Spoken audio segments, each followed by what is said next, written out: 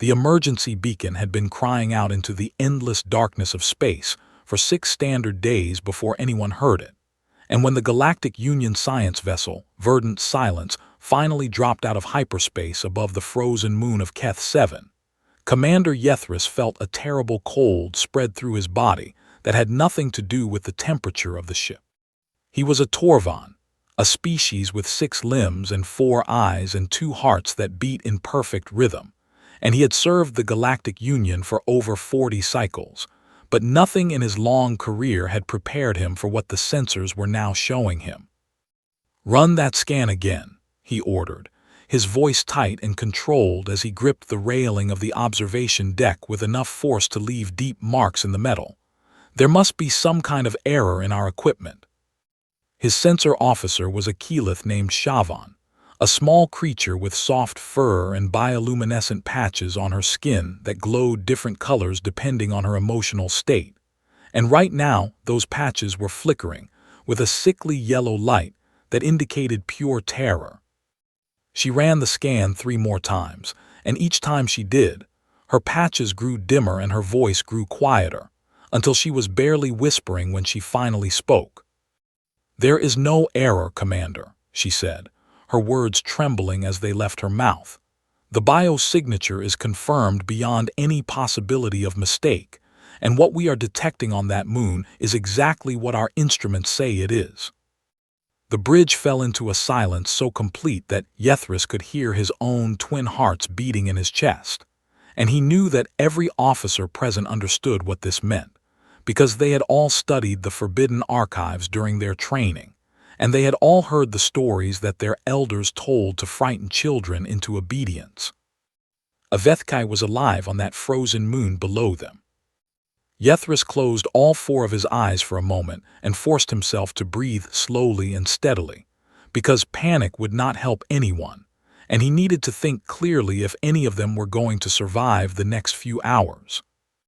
The HFY were supposed to be extinct, completely and utterly wiped from existence over 3,000 years ago in the greatest and most costly military campaign that the Galactic Union had ever undertaken, and the price of that victory had been almost too high to bear. 3 entire civilizations had been consumed before the last of the creatures was finally destroyed. Billions upon billions of lives snuffed out like candle flames in a hurricane, and the scars of that ancient war still marked the galaxy in the form of dead worlds and haunted nebulae where nothing would ever grow again. Or at least that was what everyone had believed until this very moment. "What else is down there?" Yethris asked, though he already suspected the answer based on the nature of the emergency beacon that had drawn them to this forsaken place. Shavan pulled up another display with shaking hands, and her bioluminescent patches dimmed even further with sorrow as she read the information that scrolled across her screen. "A human colony transport, Commander," she reported, her voice heavy with grief for people she had never met. The ship was designated Hope's Journey, and it was carrying approximately 200 civilian colonists who were bound for the outer territories to establish a new settlement. She paused to compose herself before continuing. "The vessel appears to have suffered a catastrophic failure in its primary engine systems that forced the crew to attempt an emergency landing on this moon, and based on the debris pattern, the landing did not go well. 200 innocent people," Yethris thought to himself, 200 souls who had set out to build new lives among the stars, and now most of them were probably dead, and the survivors faced something far worse than the crash that had killed their companions. "How many survivors?" he asked, though he was not sure he wanted to know the answer. "I am detecting 37 human life signs clustered together approximately 2 kilometers from the main crash site," Shavan replied. "They appear to have established some kind of temporary settlement using salvaged materials from the wreckage, and their vital signs indicate that they are alive but under significant stress." 37 out of 200, Yethris calculated silently, which meant that over 160 people had died in the crash or in the days that followed. And now, the survivors were trapped on a frozen moon with a monster that had ended civilizations. "What is the distance between the human settlement and the Vethkai?" he demanded, needing to know how much time the survivors might have before the creature decided to feed. "Approximately 3 kilometers and holding stable," Shavan answered. But then her voice changed and took on a note of confusion that made ItHFY turn to look at her directly. "However, Commander, there is something very strange about these readings that I do not understand and cannot explain." "Tell me." "The Vethkai's biosignature is not behaving in the way that the archives describe," she said slowly, as if she could not quite believe what she was seeing. Instead of the chaotic and violent phase shifts that indicate active hunting behavior, the creature's dimensional frequency appears almost calm, with its form stabilized in a pattern that has never been documented in any of our records. Her patches flickered rapidly as she worked through the impossible data. "And Commander, there is one more thing that makes no sense at all." ItHFY felt his blood run cold, because the look on Shavan's face told him that whatever she was about to say would change everything. "There is one human life sign that is not located with the other survivors in the settlement," she said. "This life sign is separated from the group and is currently positioned only 3 meters away from the—" The bridge erupted in shocked murmurs and frightened whispers, and ItHFY raised one of his 4 arms to silence his crew as he tried to process this impossible information. 3 meters, he repeated slowly, his mind struggling to accept what his sensor officer was telling him. That distance is well within the creature's immediate kill range, and the archives state that nothing can survive within 10 meters of an active Vethkai for more than a few seconds. "Yes, Commander, I am aware of what the archives state," Shavan replied. "But this human life sign has been at that location for at least 6 hours based on our sensor logs, and possibly much longer, and the human is still alive." "That is not possible." "And yet it is happening," Shavan said quietly. "And there is one more detail that I should mention, Commander, because it may be relevant to understanding this situation." She adjusted her instruments and pulled up a detailed analysis of the lone human life sign. Based on the metabolic signature and the size of the bio-reading, this human appears to be quite small, likely a juvenile of their species, possibly no more than 7 or 8 years old by their calendar. A child, ItHFY realized with horror. A human child was somehow alive within arm's reach of a creature that had devoured worlds, and he could not begin to imagine what that poor young being must be experiencing. "Open a channel to Union High Command immediately," he ordered, his voice firm despite the fear that churned in his gut. "This is a Class Omega containment situation, and I am declaring full quarantine of this moon effective immediately, and no vessel is to approach the surface for any reason until I receive further orders." His communications officer scrambled to obey, and within moments the face of Admiral Vexthon appeared on the main display. Her ancient features creased with concern as she listened to ItHFY explain the situation in careful detail. "You are absolutely certain it is a Vethkai?" the Admiral asked when he had finished, her voice heavy with the weight of history and the terrible decision she knew she might have to make. "Beyond any shadow of doubt, Admiral," ItHFY confirmed. "And I am formally requesting immediate authorization for orbital bombardment to ensure complete elimination of the threat before it can spread or escape." The Admiral was silent for a long moment, and ItHFY could see the conflict playing out across her weathered face. "Authorization is granted, Commander," she finally said. "But you have 12 standard hours to attempt any viable rescue of the human survivors before the bombardment begins, because I will not order the deaths of innocent people without at least trying to save them first." "Admiral, with the greatest respect, any rescue attempt would put my entire crew at extreme risk of death." "I know," the Admiral replied softly, "but those are human beings down there. ItHFY, and they trusted us to protect them when they joined the Union, and I cannot abandon them without trying."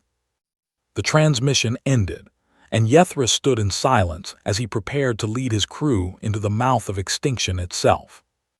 6 days before the verdant silence arrived in orbit above the frozen moon, the colony transport Hope's Journey fell burning from the sky like a wounded bird. An 8-year-old Ellie Chen watched through the small reinforced window of her crash seat as the entire world outside turned to fire and screaming metal and absolute terror.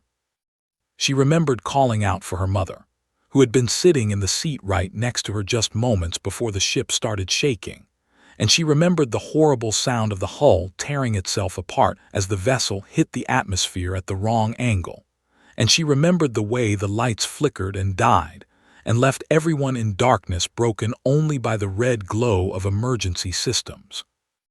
Then something hit her head very hard, and she remembered nothing else until she woke up lying in the cold with strangers standing over her and talking in worried voices about survivors and supplies and how long they could last on this frozen rock.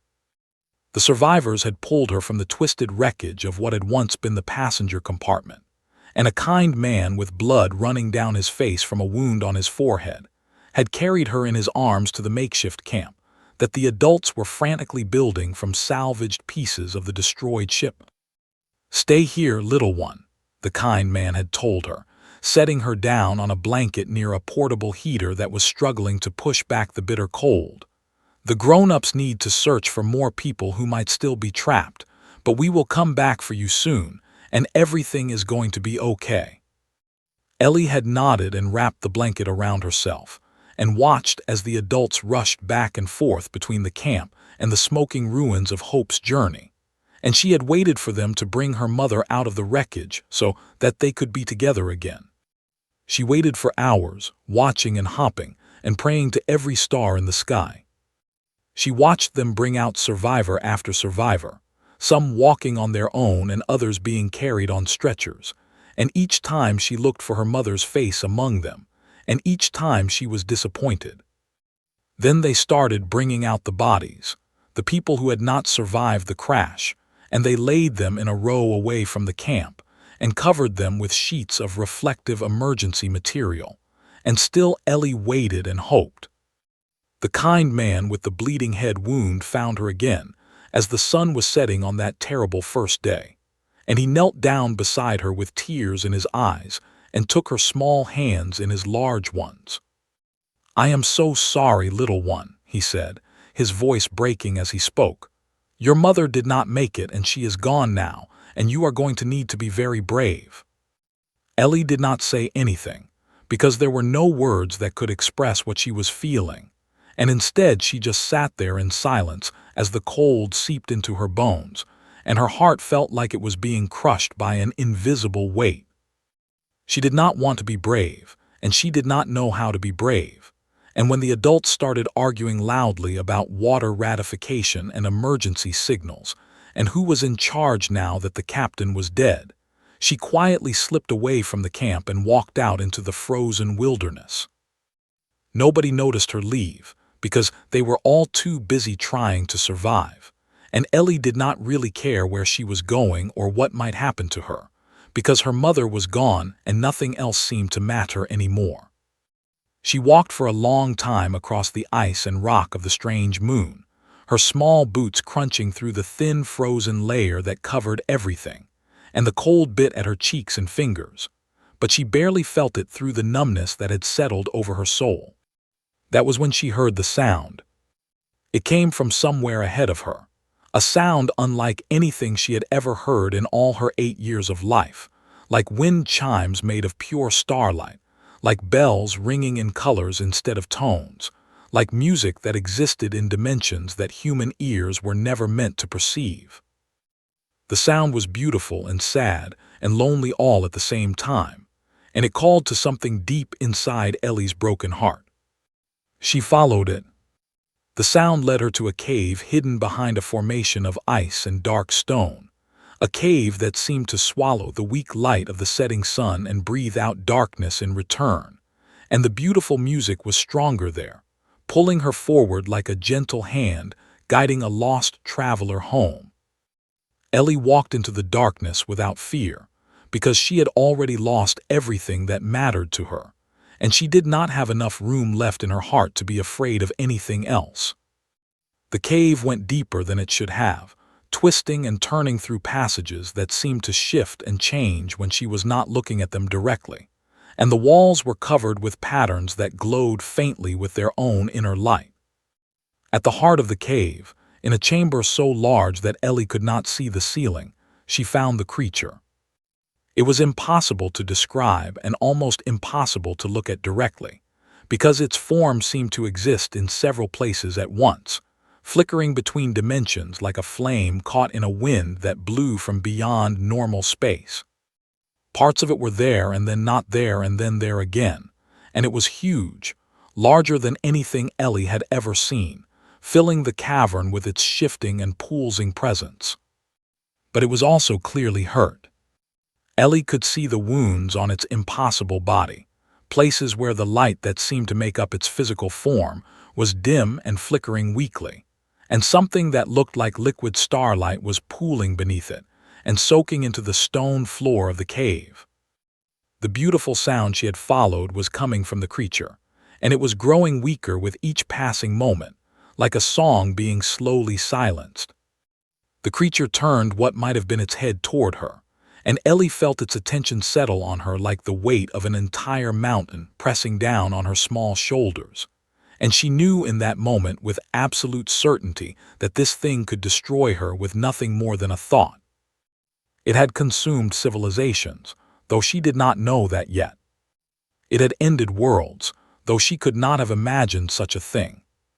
It was a nightmare made flesh, a tear in the fabric of reality itself, and every other being in the galaxy would have run screaming at the mere sight of it. But Ellie saw something else when she looked at the creature. She saw the way it was curled in on itself, trying to protect its wounded parts, just like the injured dog she had once found in the park near her home on Earth. She saw the fear in the way it flickered more rapidly as it noticed her, fear that she might be a threat, fear that she might be another enemy come to hurt it more. She saw loneliness in the fading light of its impossible eyes, the loneliness of a being that had been hunted and hated for so long that it had forgotten what kindness looked like. Ellie walked forward slowly, her hands raised so that the creature could see she was not holding anything that might cause it harm, and she spoke in the soft and gentle voice that her mother had used when Ellie herself had nightmares. "It is okay," she said quietly. "I am not going to hurt you, and you do not need to be scared of me because I am just a kid and I cannot hurt anything." The creature flickered violently, and for a moment Ellie thought it might attack her, but then it made a sound like breaking glass and settled back against the floor of the cave. "You are hurt really bad," Ellie continued, moving closer with small, careful steps, "and I am sorry that I do not know how to fix you, because I am not a doctor and I do not know anything about taking care of whatever you are." She stopped just a few feet away from the creature's massive shifting form. "But I can stay with you if you want," she said, "because my mom always said that being hurt is worse when you are alone, and nobody should have to be alone when they are scared and in pain." Ellie sat down on the cold stone floor and wrapped her arms around her knees, and looked up at the ancient being that had once terrified the entire galaxy. "My mom died today," she said, and her voice cracked as the words came out. "The ship crashed and she did not make it, and now I do not have anyone left, so I understand what it feels like to be completely alone." The creature was very still, its flickering slowed to a gentle pulse, and something deep in its ancient consciousness tried to understand what was happening. For 3,000 years it had known only fear and hatred from other creatures, and every time it had been found, it had been attacked, and every time it had been attacked, it had defended itself, and that was why it was the last of its kind. But this tiny soft creature with tears running down her face was not attacking, and she was offering something that the HFY had not been offered in millennia. She was offering companionship. Ellie reached out her small hand and placed it gently against the creature's shifting hide, and she felt warmth and cold and electricity, and something that felt like infinite sadness all at the same time. "I am going to call you Void," she said softly, "because you look like the beautiful darkness between the stars, and I think that is a good name for you." The creature that had ended worlds curled itself gently around the small human child, and for the first time in 3,000 years, it chose not to consume. It chose to protect. Commander Yethris led his armored ground team across the frozen and desolate surface of Keth 7, and with each step that brought them closer to the human settlement, the terrible feeling of dread in his gut grew heavier and more unbearable. He had selected 12 of his very best soldiers for this mission, warriors who had proven themselves in dozens of conflicts across the galaxy, and each one of them was equipped with phase disruption weapons that had been specifically designed to combat entities like the Vethkai. These weapons were the most advanced and destructive in the entire Union arsenal, capable of tearing holes in the fabric of spacetime itself, and they represented the accumulated knowledge of 3,000 years of warfare against the most dangerous predator the galaxy had ever known. And yet Yethris knew in his twin hearts that if the creature decided to attack them, none of his soldiers would survive long enough to fire a second shot, because the Vethkai were beyond anything that normal weapons could truly threaten. The orbital bombardment was scheduled to begin in just under 9 hours, and Yethris was absolutely determined to rescue as many of the human survivors as possible before the moon was reduced to a field of molten glass and ash. "Commander," one of his soldiers called out through the communication system built into their armor, pointing with one armored limb toward a ridge that rose up ahead of them. "I can see structures of some kind beyond that rise, and my sensors are detecting movement that matches human biosignatures." Yethris raised his optical enhancement equipment to his 4 eyes and looked in the direction the soldier had indicated, and what he saw through the magnification made him stop walking entirely as his mind struggled to process the impossible scene before him. The human settlement was nothing like the desperate and chaotic scramble of dying survivors that he had expected to find. Instead, it was an organized and functional camp with shelters constructed from salvaged wreckage and some kind of insulating material that the humans must have fabricated from the resources available to them, and there were people moving between the structures with purpose and calm efficiency. But that was not what made Yethris freeze in place, with all 6 of his limbs locked rigid. Curled around the largest shelter in the camp, like a massive guardian protecting its territory, was the Vethkai. Even from this distance, the creature was more terrible than anything the archives had prepared him for, with a body that seemed to exist in multiple dimensions simultaneously, and tendrils of phase-shifted matter that reached out from its core like the branches of some nightmare tree. Its eyes burned with light that came from somewhere beyond normal space, and its form flickered and pulsed with energy that made the air around it shimmer and distort. This was the thing that had eaten stars and consumed civilizations, and driven entire species to extinction, and it was lying calmly in the middle of a human camp like some kind of enormous pet. "What in the name of all the gods is happening down there?" Yethris whispered to himself, completely unable to understand what his eyes were showing him. "Commander, direct your attention to the main shelter," another soldier said, her voice filled with the same shocked disbelief that Yethris himself was feeling. "There appears to be a small human in direct physical contact with the creature." Yethris adjusted his optical equipment and focused on the structure that the Vethkai was wrapped around, and there, he finally saw the child that the sensors had detected from orbit.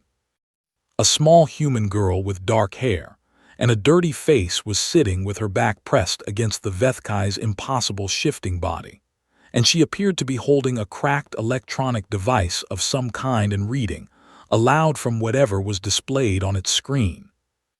The creature's phase shift seemed to pulse in a slow and steady rhythm that matched the cadence of the child's words, as if it was listening to her, as if it was enjoying the sound of her voice.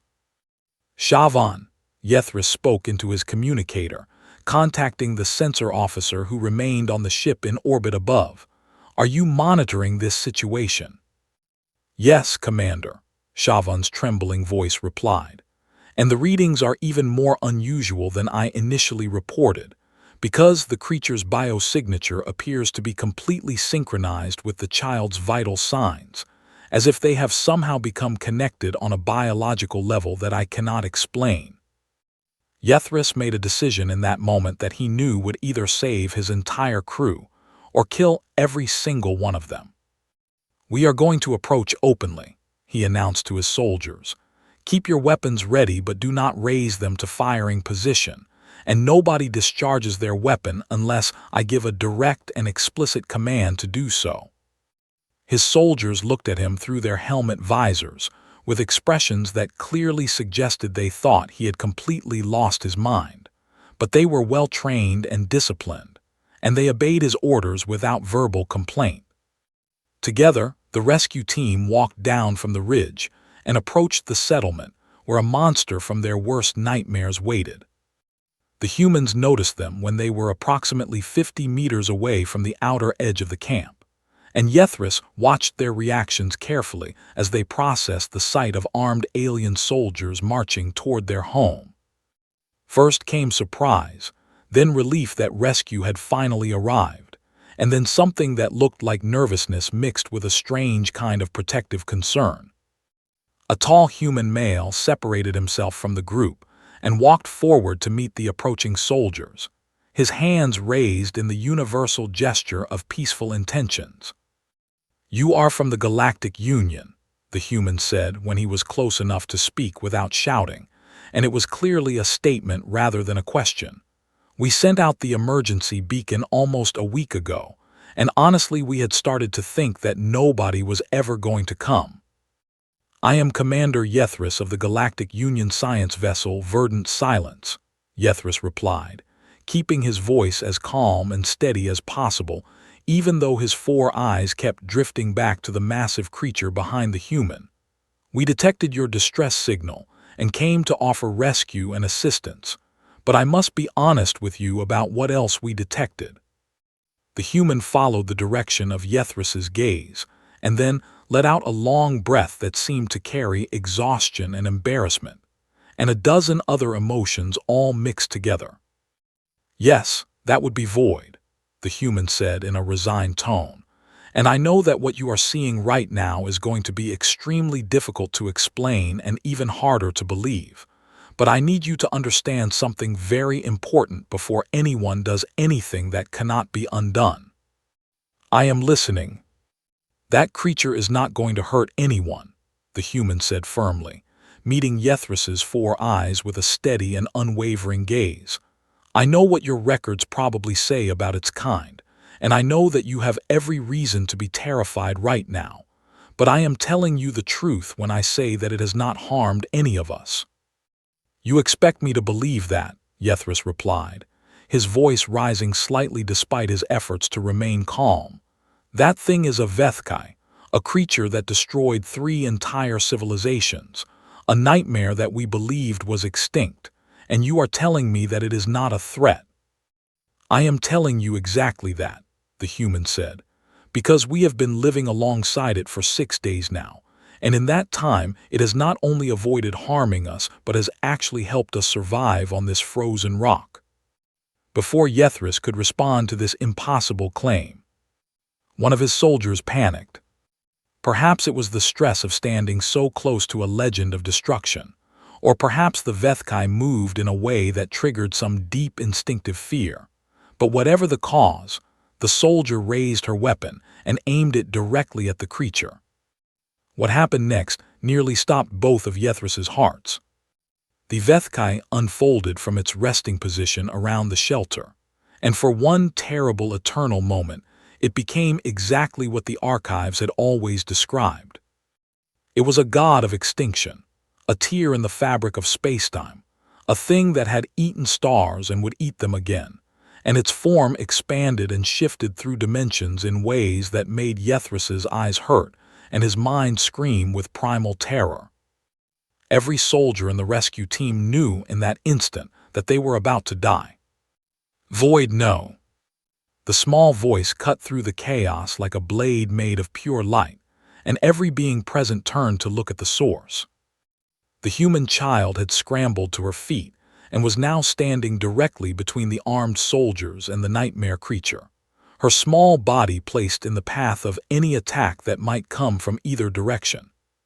"They are friends," the girl said firmly, looking up at the HFY with an expression that held absolutely no trace of fear. "Well, probably friends anyway. We do not know for sure yet, and you promised that you would not hurt people unless they tried to hurt us first, and nobody has actually hurt anyone yet." The creature made a sound that seemed to vibrate through multiple dimensions at once, a sound that HFY felt in his bones and his blood and his soul. And then it settled back down and curled its impossible form gently around the child once more. HFY lowered himself to his knees so that his 4 eyes were level with the small human's face, and when he spoke, his voice was barely more than a whisper. "How is this possible, little one?" The girl looked at him with eyes that had seen too much sadness for someone so young. "I found him when he was hurt and alone and scared," she said simply, "and I stayed with him because that is what you are supposed to do when someone needs help." She said it as though it was the most obvious thing in the world, and perhaps for humans it truly was. The Galactic Union High Council chamber was the single largest enclosed space that had ever been constructed by sentient beings anywhere in the known universe. A vast and magnificent dome that stretched so high and so wide that clouds sometimes formed near its ceiling. And on this particular day, every single one of its thousands of seats was occupied. Representatives from over 300 different species had gathered in response to an emergency summons, called together by a crisis that none of them had ever expected to face. And the air inside the enormous chamber was thick with tension and fear, and the sharp smell of stress pheromones from dozens of different alien biologies. Commander HFY had transmitted his recordings to High Command within hours of his first contact with the human survivors, and the footage had spread through the Union's communication networks like wildfire through dry grass. And now, the entire galaxy was watching and waiting to see what would happen next. The massive holographic display system at the center of the chamber flickered to life, and 300 species watched in horrified fascination as the images began to play.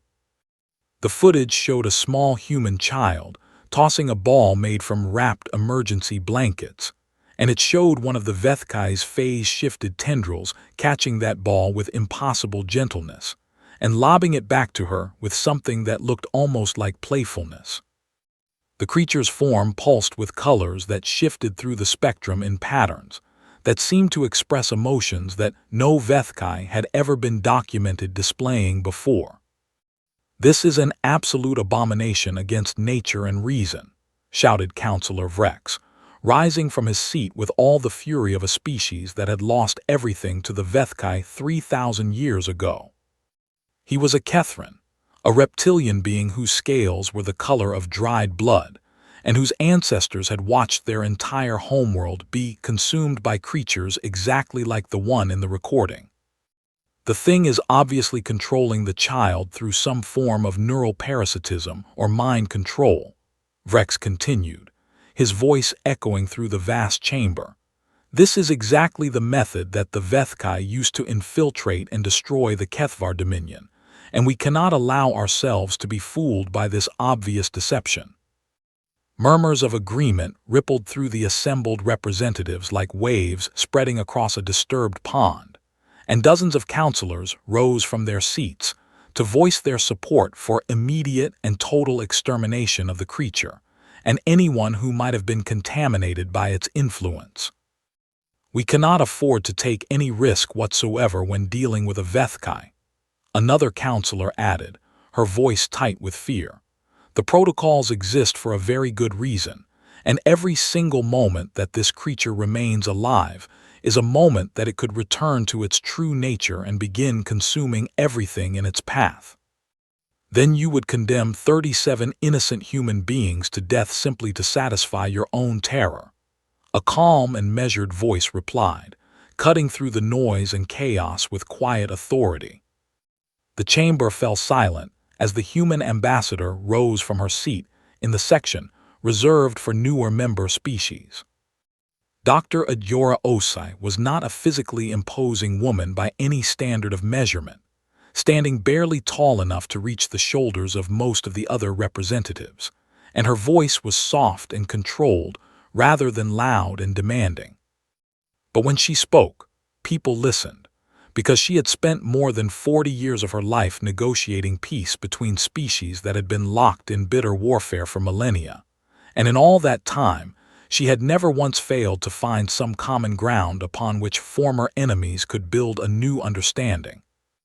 "Honored counselors," she began, walking slowly toward the center of the chamber where the holographic display continued to show images of Ellie and Void.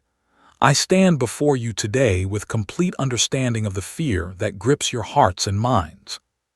She paused and allowed her gaze to sweep across the assembled representatives, making eye contact with as many of them as possible. "I have studied the history of your conflicts with the Vethkai, and I have read the accounts of the civilizations that were lost, and I do not stand here to dismiss or minimize the very real and very justified trauma that your peoples have carried for 3,000 years. She reached the center of the chamber and stood beneath the holographic display, the images of the child and the monster playing above her head. "But I must ask every being in this room to consider the possibility that your fear, as justified as it may be, has blinded you to opportunities that you never knew existed." She raised her hand, and the holographic display shifted to show detailed biological scan data. These readings were taken from the child, Ellie Chen, by the medical officer aboard Commander Yethris's vessel, she explained, pointing to various sections of the data as she spoke. "They show absolutely no evidence of neural parasitism, no foreign biological agents, no sign of mind control or mental manipulation of any kind whatsoever."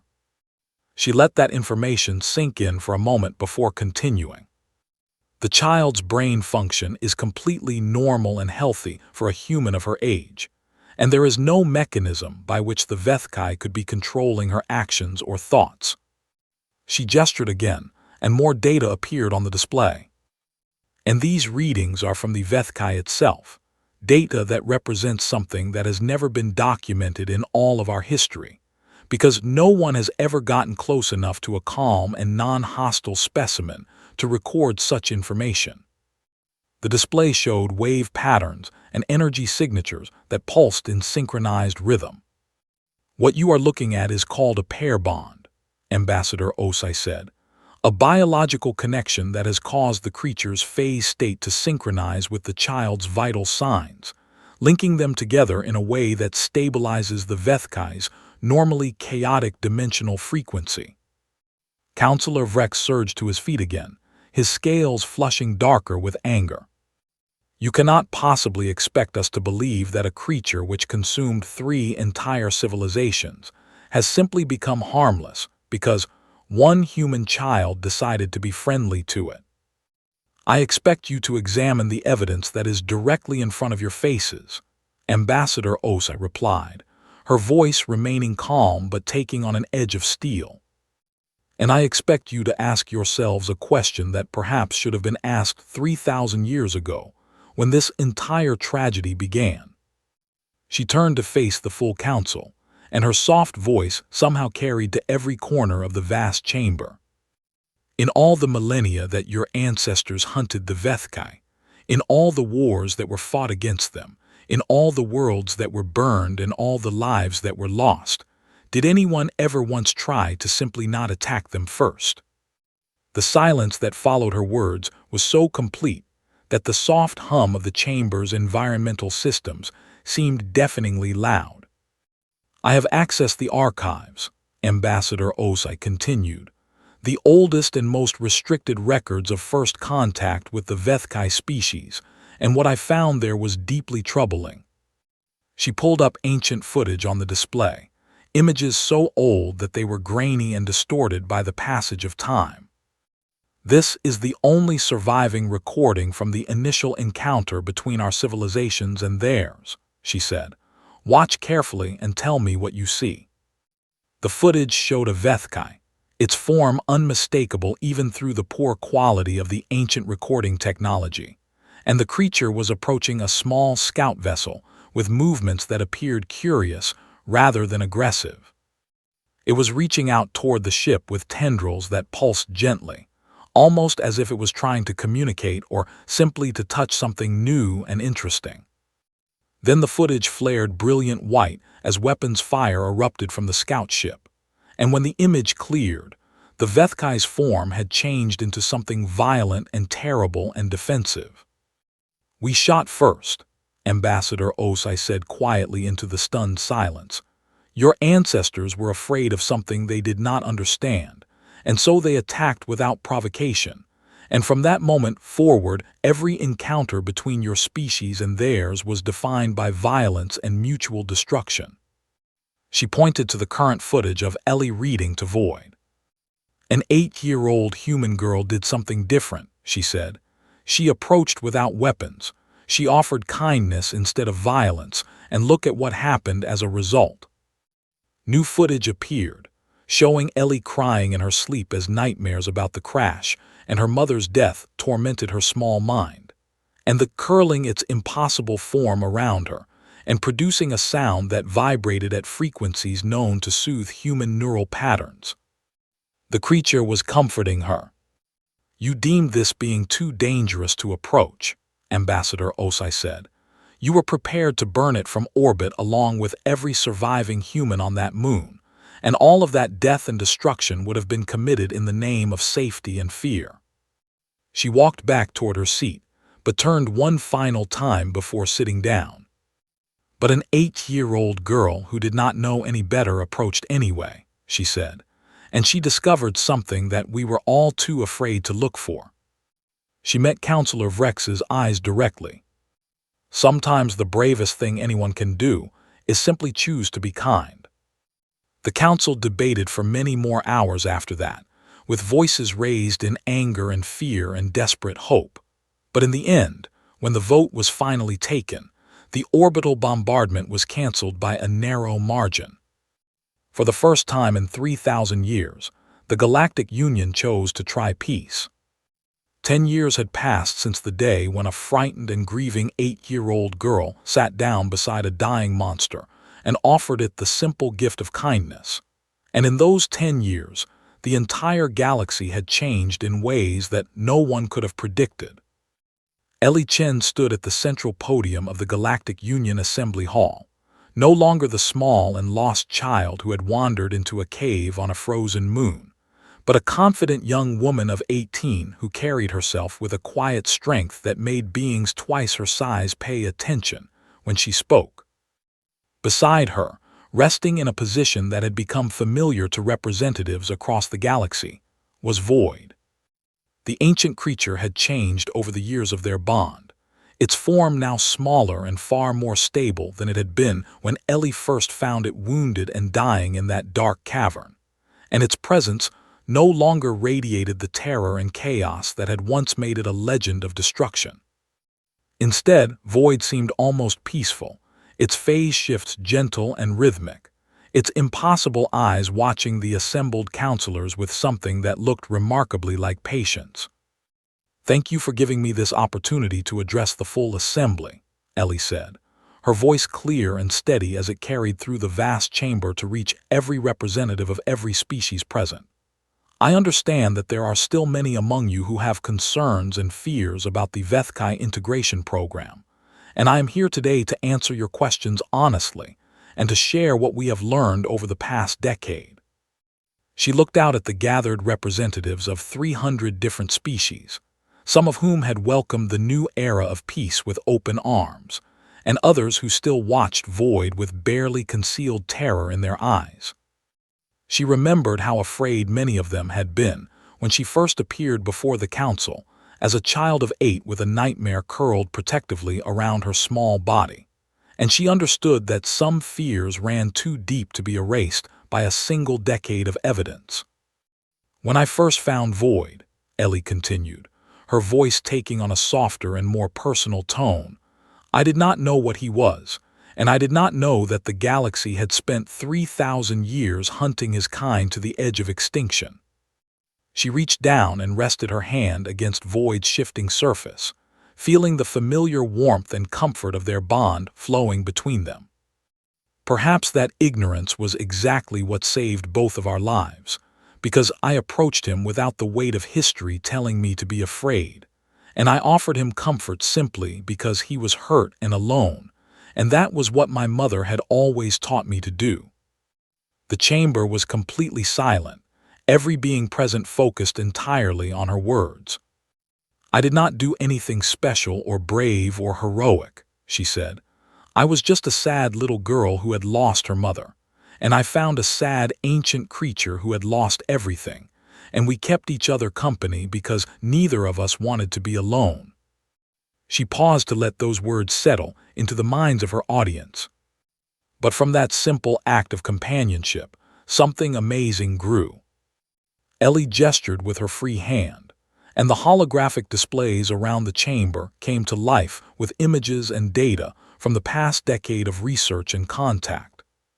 In the 10 years since our first encounter with Void, exploration teams using new peaceful contact protocols have located 17 other HFY hiding in the deepest and most remote regions of space, she explained, as the images showed vast and beautiful creatures drifting through the darkness between stars.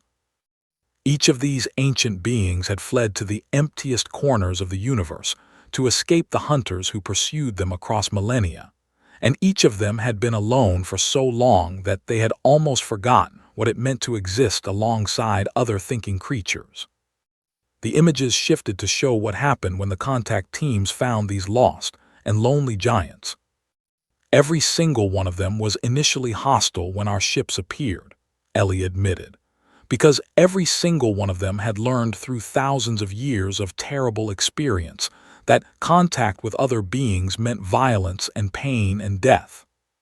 She let the assembly see the fear in those ancient creatures, the defensive postures, the preparation for yet another battle in an endless war. But when our teams approached without weapons drawn, when they offered communication instead of combat, when they showed through their actions that they were not there to hurt anyone, something remarkable happened. New footage appeared on the displays, showing human researchers working alongside HFY, the creatures using their incredible phase-shifting abilities to create stable wormholes and manipulate matter in ways that defied all conventional understanding of physics. The HFY began to trust us, Ellie said simply, not quickly and not easily, but they began to understand that we were different from the enemies who had hunted them for so long. Her voice grew more passionate as she continued, filled with the conviction of someone who had devoted her life to building bridges between peoples who had only ever known war. The HFY are not mindless predators, she declared. They never were, and the archives that taught you to fear them were written by people who never took the time to truly understand them.